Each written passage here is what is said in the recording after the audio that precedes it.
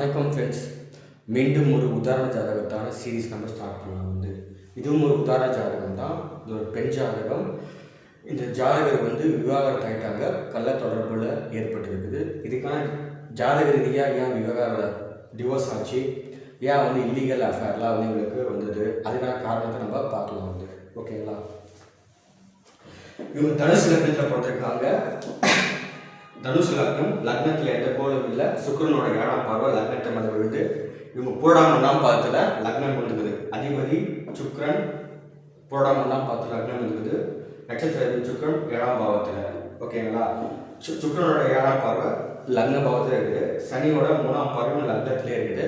ஓகேங்களா? இப்போ குரு லக்னாதிபதி குரு 1க்கும் 4க்கும் உடையவர்.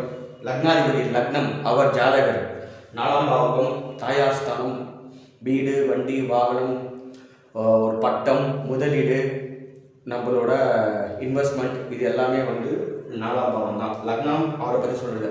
அந்த வீட்டுக்கு தனஸ்தானத்தில் 2ஆம் பாவம் இருக்கிற தனம், குடும்பம், வாக்கு ஸ்தானத்தில் பகரமாக இருக்கார். ஓகேங்களா?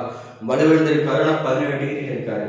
இங்கே திருவோணம் 1ஆம் பாவத்தில் இருக்காரு. இங்கே வேற குரு திருவ நட்சத்திராதிபதி சந்திரன் அஷ்டமாதிபதியோட நட்சத்திர ஸ்தானத்தில் இருக்காரு. 8ஆம் நட்சத்திர ஸ்தானத்தில் இருக்காரு. அந்த 8ஆம் அதிபதி 6ஆம் வீட்டில் இருக்காரு. 1க்கும் 4க்கும் உடைய குரு 2ஆம் பாவத்தில் நீச்சமாக இருக்காரு. 17 டிகிரி ஓரளவுக்கு செயல்படுற மாதிரி பக்ரமாக இருக்காரு. பக்ரமான கிரகம் தன்னுடைய காரகத்தை செயல்படுத்துவதில் கொஞ்சம் தடங்கள் இருக்கும். இதுதான் விஷயமே. அதிகமான முயற்சிகள் எடுக்கிறதா இருக்கும். ஒரே டைம்ல கிடைக்காது. இன்ற நட்சத்திராதிபதி திருவோணம் நட்சத்திரத்தில் இருக்காரு. அதிபதி சந்திரன் 8ஆம் அதிபதி சாரத்தில் இருக்காரு. லக்னாதிபதி தனஸ்தானத்தில் 2-8 கரெக்ட் ஆகுது. அவர் 6ஆம் வீட்டில் இருக்காரு. கெட்டவர் 6ஆம் பாவத்திலே இருக்கார். இது மூல திரிகோண வீடு. 0 to 3 டிகிரி வரைக்கும் தான் உச்சம்.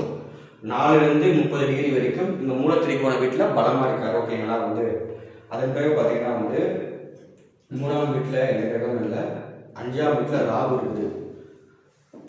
5ஆம் வீடுன்னா 5ஆம்னா புத்திரஸ்தானம், குழந்தைங்க, நம்மளோட ஹையர் எஜுகேஷனு, ஒரு விஷயத்தை டீப்பாக படிக்கிறது, இதெல்லாம் 5ஆம் பாவம் தான். அந்த கற்பனை வளங்கள், கிரியேட்டிவிட்டி, தாட்டை, ஒரு விஷயத்தை நம்ம ரொம்ப சிந்தனை ஸ்தானம், ஆழ்ந்த ஒரு சிந்தனை ஸ்தானம், பூர்வ புண்ணிய ஸ்தானம் கூட சொல்கிறாங்க. டீப்பாக யோசிக்கிறது, டீப்பாக அண்டர்ஸ்டாண்ட் பண்ணிக்கிறது, ஒரு ஹாபி இருக்குது, என்டர்டைன்மெண்ட் பண்ணுறது, பப்பு, கிளப்பு, ஒரு திருவிழாவில் போய் கலந்துக்கிறது, அந்த பார்ட்டி, இது எல்லாமே 5ஆம். அங்கே ராகு இருக்காரு. ராகுனாவே ஒரு பிரம்மாண்டத்தை குறிக்கூடிய பிளானட்டு. ரொம்ப சுகபோகத்தோடு இருக்கும்போது கஷ்டப்படாமல் நல்லா ஒரு மது குடிக்கிறது, நல்லா ஊரை சுற்றுறது, இங்கே தான் இருக்கும். இந்த ராசி பார்த்தீங்கன்னா சரராசி, நெருப்பு ராசிங்கிற ராகுக்கு அதிகமான கோபத்தை கிரியேட் பண்ணி விடும். அதோட தசாபுக்தி அந்த காலத்தில் சரராசி இருந்தால் இங்கே நடக்கக்கூடிய பலன் தொடர்ச்சியாக இருக்கும். நல்லா போய் என்டர்டெயின்மெண்ட் பண்ணுவாங்க, நல்லா ஊரை சுற்றுவாங்க, நல்லா போய் இந்த விழாவில் கலந்துக்குவாங்க, நிறைய பார்ட்டிஸ்க்கு போவாங்க. இது மாதிரி கௌரவம், புகழ், அதுவும் அவங்க சேர்த்து இருக்கும். ஓகேங்களா? இந்த ராகு 19 பாவையில் இருக்குது. ராகு சுக்கரோட நட்சத்திர சாரத்தில் இருக்குது. அதாவது 6க்கும் 11க்கும் உடையவரோட சாரத்தில் இருக்குது. சுக்கரனோட பரணி நட்சத்திரத்தில் இருக்குது. நட்சத்திராதிபதி சுக்கரன் 7ஆம் பாவத்தில் இருக்காரு. இங்கே இருக்கிற ராகு சுக்கரனோட கனெக்ட் ஆவார். 7ஆம் பாவத்தில் கனெக்ட் ஆவார். 6ஓட கனெக்ட் ஆவார். 11ஓட கனெக்ட் ஆவார். 6ஆம் பாவத்தில் சந்திரன் இருக்கார். சந்திரன் 8ஆம் பாவ அதிபதி, அஷ்டமாதிபதி. அஷ்டமஸ்தானம் அசிங்கம், அவமானம், ஒரு உடல் உறுப்புகளை இழப்பது, ஒரு விபத்து, கண்டம், மரணம், ஆயுள், அசிங்கம், அவமானம், கள்ள தொடர்பு, விவாகரத்து, ஒன்றுக்கும் மேற்பட்ட தொடர்புகள், இது எல்லாம் 8ஆம் பாவம் தான். ரிசர்ச் 8ஆம் பாவம் தான். ஒரு ரிசர்ச் பண்ணுறாங்கன்னா அது கண்டிப்பாக 8ஆம் பாவோட தொடர்பு வேணும். ஓகேங்களா? அதனால் 6ஆம் வீட்டு இருக்கார். 6ஆம் வீடு நோய், எதிரி, வம்பு, வழக்கு, பிரச்சனை, கடன், அசிங்கம், ஒரு தகராறு கிரியேட் பண்ணுறது. ஜாபுக்கு முக்கியமாக 6ஆம் வீடு காம்படிஷன் எக்ஸாம் நல்லா இருக்கும், உத்தியோகத்துக்கு நல்லா இருக்கும். அப்புறம் இந்த சண்டை போடுறதுக்குன்னு 6ஆம் வீடு கண்டிப்பாக சப்போர்ட் வேணும். அங்கே சந்திரன் இருக்காரு. இது தேய்பிறை சந்திரன். இது தேய்பிறை சந்திரன் தசமி வீட்டில் போடுறதுக்காக தேய்பிறை சந்திரன். தேய்பிறைனா நிலையான மனநிலை இருக்காது. அங்கே மூட் ஸ்விங் எப்பவுமே இதுல இருக்கும். ஒரு தெளிவாக ஒரே சிந்தனையில் இருக்க மாட்டாங்க. பிரச்சனையே சிந்தனைகள் மாறிக்கொண்டே இருக்கும். தெளிவான சிந்தனை இருக்காது. இருட்டு ரொம்ப பிடிக்கும் இவங்களுக்கு. 8ஆம் அதிபதி 6ஆம் வீட்டில் தேய்பிறை சந்திரன் மனநிலை கெட்டு விட்டது. அந்த இங்கே மூல தெளிவான வீட்டில் இருக்கிறதால 6ஆம் வீட்டில் பயங்கரமாக செய்வார், அசிங்கப்படுத்துவார். கோர்ட்டு கேஸு, எங்கெங்கே போனோமோ நெகட்டிவான இடத்துக்கு போலீஸ் ஸ்டேஷன் இன்க்ளூடிங் எல்லா இடத்துக்கும் கொண்டு போவார். நீங்கள் சந்திரன் அப்புறம் சுக்கிரன் 7ஆம் பாவத்தில் இருக்கார். 6ஆம் அதிபதி 11ஆம் அதிபதி சுக்கிரன் 7ஆம் பாவத்தில் 6 சொல்லியாச்சு. 11 ஒன்றுக்கு மேற்பட்ட தொடர்புகள், 2வது மேரேஜ், மூத்தவர்கள், எல்டர் பிரதர், எல்டர் சிஸ்டர், பெரியவங்க, என்னோட ஆசை அபிலாசை எண்ணங்கள் எல்லாமே நிறைவேறிடும். அது சோஷியல் நெட்வொர்க். எப்பவுமே 6ஆம் அதிபதி 7ஆம் வீட்டில் இருந்தாவே பிரச்சனைகள் கண்டிப்பாக உண்டு. இது வந்து தனுசு லக்னம் வந்து உபய லக்னம் நம்ம சொல்லுவோம். ஓகேங்களா? உபய லக்னம் தான் தனுசு லக்னம். இந்த உபய லக்னத்துக்கு 7ஆம் அதிபதி 7ஆம் பாவகம் பாதகஸ்தானம் சொல்லுவாங்க. 7ஆம் அதிபதி 10ஆம் அதிபதி புதனே வருவார். பாதகாதிபதி இந்த பாவகம் பாதகஸ்தானம் சொல்லுவாங்க. இது வந்து ஒரு உபயராசி. உபயராசி காற்று ராசி. சுக்கிரன் வந்து நிலையான மனநிலையில் இருக்காது, மாறினே இருக்கும். அப்படியே வந்து புதனோட நட்டத்தன்மை இங்கே சுக்கிரனுக்கு இருக்க வந்து பிரச்சனை வந்து மாறினே இருக்க, வரும் போவோம் வரும் போவோம் வரும் போவோம், நிலையா இருக்காது. இங்கே சுக்கிரன் கொடுக்கக்கூடிய பலன்கள் முழுமையாக வராது. ஏன்னா வந்து உபயராசி.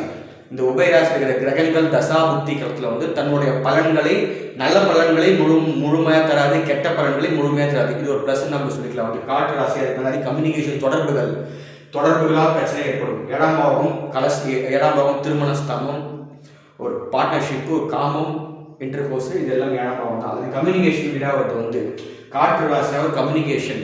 ஓகேங்களா? கம்யூனிகேஷன் வீடாக வருது. அப்போ தொடர்புகளால் இவங்க வந்து சீரழிகிறாங்க. இங்கே இன்டர்நெட் 16 டிகிரியில் சுக்கிரன் இருக்காரு. இது வந்து திருவாதிரை நட்சத்திரம். திருவாதிரை நட்சத்திரத்தில் சுக்கிரன் இருக்காரு. அதிபதி சுக்கிரன் 5ஆம் வீட்டில். 7ஆம் வீடு மிதுன வீட்டாவே காற்று ராசி தொடர்புகள். 6ஆம் அதிபதி 7ஆம் வீட்டில் இருக்குது. 7ஆம் வீட்டில் போயிட்டு ஒரு பிரச்சனைக்குரிய கிரகம் போயிருந்துச்சுன்னா 11ஆம் தேதி நல்ல பாவம் கையில் இருக்குது. ஆனால் 6ஆம் பாவத்தையும் உங்களுக்கு சுக்கிரன் தான் வேலை செஞ்சவங்க. நிறைய பிரச்சனை திருமணத்தில். இன்டர்நெட் வந்து ராகுனா குடி போதை, குடிக்கிறது, சிகரெட் பிடிக்கிறது, ட்ரக்ஸு, அப்புறம் இந்த என்னென்னா இருக்குதோ அந்த மது வஸ்துக்கள் அனைத்தையும் பயன்படுத்தும் இருக்கிற சுக்கிரன். நட்சத்திராதிபதி 5ஆம் வீட்டில். 5ஆம் வீடு என்டர்டைன்மெண்ட் வீடு தான். 6ஆம் அதிபதி 7ஆம் வீட்டில். இது மிகப்பெரிய ஒரு பிரச்சனை தான். இதில் எந்த ஒரு மாற்று கருத்தும் கிடையாது. எந்த கோளோட பார்வையும் கிடையாது. வந்து இவருக்கு வந்து 8ஆம் வீடு அஷ்டமஸ்தானத்தில் வந்து செவ்வாய் இருக்காரு. செவ்வாய் வந்து 5க்கும் 12க்கும் உடையவர். செவ்வாய் இது வந்து சலராசி. கடகம் வந்து ஒரு சலராசி, நீர் ராசி. இந்த ராசி இருக்கிற கிரகங்கள் பலன்களை தங்களுடைய பலன்களை முழுமையாக செய்வார்கள். ஏன்னா வந்து சலராசியில் தொடர்ச்சியான பலன்களை கொடுத்து கொண்டிருக்கும். நல்ல பலனும் கெட்ட பலம் 90% கெட்ட பலம் தான். இது வந்து ஒரு நீர் ராசி, எமோஷனல் கலந்த ராசி. எமோஷனலையும் அடிக்டாக இருப்பாங்க. வந்து ரொம்ப சென்டிமெண்ட்டாக இருப்பாங்க. அந்த உணர்ச்சி வசமாக எல்லாம் செஞ்சுட்டே இருப்பாங்க. ஏன்னா நீர் ராசி சலராசி தொடர்ச்சியான பலன்களை செய்யக்கூடியது. 5க்கும் 12க்கும் உடையவர். 5ஆம் பாவதிபதி 12ஆம் பாவம் 8ஆம் வீட்டில். 8ஆம் வீடு தான் வந்து இந்த கள்ள தொடர்புகள் எல்லாமே வந்து 12ஆம் பாவம் வந்து ஒரு பெட் ப்ளஷரை குறிக்குது, ஃபாரின் லேண்டை குறிக்குது. அப்புறம் நம்மளோட தலைமுறைவான வாழ்க்கை, அந்தரங்க வாழ்க்கையை வச்சுக்கலாம். 4, 8, 12 ரகசிய நடவடிக்கைகள், பெட் ப்ளஷர். என்னென்னா நல்ல விஷயம்னா வெளிநாட்டில் நல்லா சம்பாதிக்கிறது. இது ஒரு நல்ல விஷயமா. இன்வெஸ்ட்மெண்ட் அங்கே தான், தான தர்மங்கள் கொடுக்குறது அங்கே தான், மிகப்பெரிய விரயமும் அங்கே தான் வந்து. பாருங்க 5ஆம் அதிபதி வந்து யாரு? இந்த செவ்வாய் 7ஆம் அதிபதி புதன். செவ்வாய் புதன் சேர்ந்துருப்பாங்க. ஃபர்ஸ்ட் மேரேஜ், திருமணம் ஆகி இது காதல் திருமணம். 5ஆம் அதிபதி 7ஆம் அதிபதி ஒரே ராசி இருக்காங்க. 8ஆம் வீட்டில். 8ஆம் வீடுனாவே டிவோர்ஸ்க்கான வீடு, கள்ள தொடர்பான வீடு வந்து. ஓகேங்களா? வந்து 7க்கும் 10க்கும் உடையவர் புதன். 8ஆம் வீட்டில் 7ஆம் அதிபதி 8ஆம் வீட்டில், 10ஆம் அதிபதி 8ஆம் வீட்டில். பாதகாதிபதி 7ஆம் பாவம் நல்ல பாவம். தொழில் ஸ்தானத்துக்கு, உத்தியோகஸ்தானத்துக்கு, தொழில், கர்மா, நம்ம செய்யக்கூடிய அனைத்து பேர், புகழ், அந்தஸ்து, பட்டம், பதவி, சமுதாயத்தில் கிடைக்கக்கூடிய அனைத்து விஷயங்களையும் வந்து இங்கே வந்து புதன் தான் கொடுக்கணும். அவரே 7ஆம் அதிபதியும். அவர் 8ஆம் பாவத்தில் பகை என்ற நிலையில் கெட்டு போயிருக்காரு. சுயசாரத்தில் இருக்காரு. ஓன் ஸ்டாரில் ஆயுத நட்சத்திரத்தில் இருக்காரு. ஓகேங்களா? சுயசாரத்தில் அந்த இடத்துல வந்து இருக்கார் 8ஆம் வீட்டில் வந்து. ஸோ இது என்ன சொன்னால் 7ஆம் அதிபதி 8ஆம் வீட்டில் போயிட்டாவே வந்து கண்டிப்பாக ஒரு கள்ள தொடர்பு ஏற்படும். எங்கள் ஹஸ்பண்ட் வந்து டிவோர்ஸ் ஆயிடுச்சு. 7ஆம் அதிபதி 8ல் போனாவே டிவோர்ஸ் தான், கள்ள தொடர்பு கண்டிப்பாக ஏற்படும் வந்து. அது எந்த ஒரு விஷயமும் மாற்றப்படுத்த கிடையாது. அப்புறம் இருக்கிற வந்து 9ஆம் அதிபதி சூரியன் 8ஆம் பாவத்தில். 9ஆம் அதிபதி 8ஆம் பாவத்தில்னா 9ஆம் பாவம் வந்து டிசிப்ளின், ஒழுக்கம், தந்தை, அந்த லாங் டிஸ்டன்ஸ் ஜேர்னி, கோவில் குளங்கள், ஆராய்ச்சி, இன்னோவேஷன், சாமி தரிசனம், கோவில் குளங்கள், இது எல்லாமே 9ஆம் வீடு. பாக்கியஸ்தானம், அதிர்ஷ்டஸ்தானம், தந்தை. ஓகேங்களா? 9க்கு 12 8ஆம் வீடு. இப்போ என்னன்னா வந்து ஒழுக்கமே 9ஆம் வீடு தான். அவர் 8ஆம் வீட்டில் இருக்கா அப்படின்னா ஒழுக்கமற்றவர்களாக இருக்கும். இவங்கள ஒழுக்கமற்றவர்களாக இருப்பாங்க. வந்து அந்த ஒழுக்கம் இல்லாமல் இன்டிசிப்ளினாக இருப்பாங்க. 9ஆம் தேதி 8ஆம் தேதி சூரியனும் புதன் நட்சத்திர சாரத்தில் இருக்காரு. சூரியன் 9ஆம் தேதி புதன் நட்சத்திர சாரத்தில் இருக்காரு. ஓகேங்களா? வந்து இது புதன் ஆதித்ய யோகம் சொல்லலாம். பட் 8ஆம் பாவத்தில் போய் புதன் ஆதித்ய யோகம் இருந்து பெருசாக பிரயோஜனம் கிடையாது. ஆனால் ஒரு விஷயத்த ரிசர்ச் பண்ண ஒரு தன்மை இருக்கும், டீப்பாக இறங்கி படிப்பாங்க, விஷயம் தெரிஞ்சுக்குவாங்க வந்து. ஓகேங்களா. அப்புறம் 11ஆம் பாவத்தில் வந்து சனியும் கேதுவும். சனி 2க்கும் 3க்கும் உடையவர். ஓகேங்களா. சனி வந்து விசாகம் 3ஆம் பாவத்தில் இருக்காரு. அதிபதி நட்சத்திராதிபதி குரு தனபாவத்தில் இருக்காரு. 2ஆம் பாவம் சொல்லியாச்சு, தனம் குடும்பம் வாக்கு. 3ஆம் பாவம் தைரியம் வீரியம் போராட்டம் விடாமுயற்சி சிற்றின்பம் காமம் அங்கேயும் இருக்குது, வீரியம் அங்கே தான் இருக்குது. வந்து கம்யூனிகேஷனான இடமே அதுதான் வந்து. இங்கே சனி இருக்காரு, இது ஒரு சரராசின்னு சொல்லுவோம், காற்று ராசின்னு சொல்லுவோம். சனி உச்சமான சனி கேதுவோட நினைச்சிருக்காரு. கேது வந்து 19 பாகையில் இருக்காரு. இப்போ என்னன்னா வந்து சனி உச்சமாயிட்டு சரராசியாக இருக்காரு வந்து. இது 3 7 11 காமத்திரி குணஸ்தானம். 3ஆம் அதிபதி 11ஆம் வீட்டில் காமத்திரி குணஸ்தானம். ஆசைப்பதான் நடக்கும். செகண்ட் மேரேஜ் ஆசைப்படுறாங்கன்னா அதுவும் கண்டிப்பாக நடக்கிறதுக்கான வாய்ப்புகள் உண்டு. இல்லை ஒன்றுக்கு மேற்பட்ட தொடர்பில் அப்படியே இருந்தே இருப்பாங்க. ஓகேங்களா. சனியோட 3ஆம் பார்வை லக்னத்தில் விழுது. சனியோட 7ஆம் பார்வை பார்த்தீங்கன்னா வந்து இந்த 5ஆம் வீட்டில் இருந்து சனியோட 10ஆம் பார்வை வந்து 8ஆம் வீட்டில் விழுது. இந்த 1 5 10 இந்த இடங்கள்லாம் சனியோட அந்த பாவகத்தை சனி வந்து கொஞ்சம் கண்ட்ரோல் பண்ணுவார். பார்வை மூலியமா தடை ஏற்படுத்துவார். அங்கிருந்து வரக்கூடிய அனைத்து செயல்களையுமே வந்து தடை ஏற்படுத்தி மற்றபடி தடையான பிறகு அந்த பாவத்தினால் பலனை முழுசாக கொடுத்துருவார் வந்து. ஓகேங்களா. கேது வந்து இங்கே 19 பாகையில் இருக்காரு. சுவாதி நட்சத்திரத்தில் இருக்காரு. நட்சத்திர அதிபதி ராகு 5ஆம் பாவத்தில் இருக்காரு. இங்கே கேது வந்து ஒரு ஃப்ரெண்ட்லி சைட்லேயே இருக்காரு. இங்கே ராகு பாகை, கேது வந்து ஃப்ரெண்ட்லி சைடு. வீடு கொடுத்த சுற்றன் வந்து இங்கே வந்து அவரும் ஒரு நட்பு ஸ்தானத்தில் இருக்காரு. ஓகே, வீடு கொடுத்து நல்லா தான் இருக்காரு வந்து. என்னன்னா வந்து முக்கியமான காரணம் வந்து இப்போ சனி தசை சனி குத்தி ஓடிட்டு இருக்குங்க. ஏன் டிவோர்ஸ் ஆச்சு, ஏன் கள்ள தொடர்பு? 7ஆம் பாவத்தில் 7ஆம் அதிபதி 8ஆம் பாவத்தில் கள்ள தொடர்பு. 6ஆம் அதிபதி 7ஆம் வீட்டில். இது பிரச்சனை. ஒன்றா இருக்க மாட்டாங்க, செப்பரேட் ஆவாங்க, பிரிவினை ஏற்படுத்தும். ஓகேங்களா. இப்போ பார்த்தீங்கன்னா இந்த செவ்வாய் 5க்கும் 12க்கும் முடியாது. 12ஆம் அதிபதி 8ஆம் வீட்டில் இருக்காரு. 9ஆம் அதிபதி 8ஆம் வீட்டில் இருக்காரு. முதல்ல வந்து 7ஆம் அதிபதி 8ஆம் வீட்டுக்கு போனாலே அது சுயசாரத்தில் இருக்காரு. அது என்னன்னா வந்து அந்த பாவத்தை வேலையை அதிகமாக செய்வார். 7 வந்து 8ல் கனெக்ட் ஆச்சுன்னா வந்து கண்டிப்பாக வந்து ஒரு ஒன்றுக்கு மேற்பட்ட தொடர்புகள், இல்லை டிவோர்ஸ்க்கு கண்டிப்பாக போயிடுவாங்க. இல்லைன்னா செப்பரேஷன் இருக்குது. எல்லாருமே டிவோர்ஸ் போகிறதில்ல, செப்பரேஷன் தனிமையான்றாங்க, இல்லை விவாதத்து வாங்கி போயிடுறாங்க. கள்ள தொடர்பு காரணமே வந்து இந்த 7ஆம் அதிபதி 8ஆம் வீட்டில் இருக்கிறது.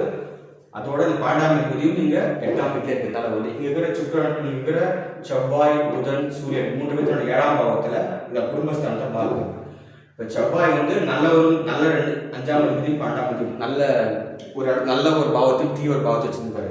செவ்வாயோட 7ஆம் பாவை குரு மேலே விழுது. அப்போனா 2ஆம் பாவத்தில் செவ்வாயோட பார்வை விழுது. செவ்வாயோட குணங்கள் வந்து முரட்டுத்தனம், பிடிவாதம், கோபம், அடிதடி, தான் சொல்கிறதான் கேட்கணும், அந்த முன்கோபம் அதிகமாக இருக்கும். இந்த நெகட்டிவான குணங்கள்லாம் வந்து இந்த குருவை மேலே